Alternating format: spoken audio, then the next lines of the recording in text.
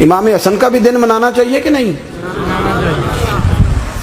ان کے یوم وصال پہ بھی کوئی جلسہ کر لیا کرو، بڑے ہیں امام حسین سے، جدھر سارا زمانہ چلتا ہے ادھر چل پڑتے ہو۔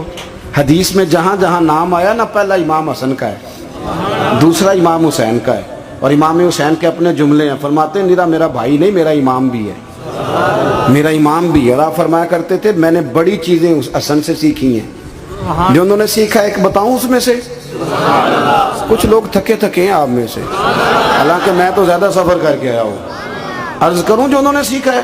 سنو، امام حسین خود بتاتے ہیں، فرماتے ہیں کہ اب میرے بھائی نا امام حسن اپنی ایک بیوی کو طلاق دینا چاہتے تھے، اختلاف شدید ہو گیا، بات طلاق تک آ گئی، مجھے پتہ چلا تو میں پہنچا، میں نے کہا بھائی جان کیا اختلاف ہے بھابھی سے؟ سنا طلاق دینے لگے ہیں، فرمایا ہاں طلاق دے دوں گا۔ چلی گئی ہے میکے، فرمایا بتائیں غلطی کیا، کیوں دے رہے ہیں؟ تو امام حسن فرمانے لگے حسین آپ نے قرآن نہیں پڑھا؟ میں نے کہا جی پڑھا ہے، بتائیں۔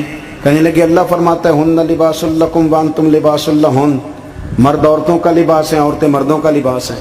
فرمایا میری بیوی میں کوئی کمزوری ہوگی تو میں پردہ ڈالوں گا کہ دنیا کو بتاؤں گا؟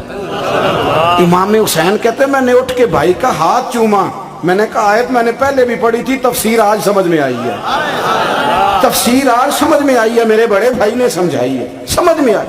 کہتے ہیں کچھ دنوں کے بعد امام حسن نے بیوی کو طلاق دے دی، میں پھر آیا اور میں نے کہا میرے شانوں والے بھائی آپ بھی بتا دیں کیا مسئلہ تھا؟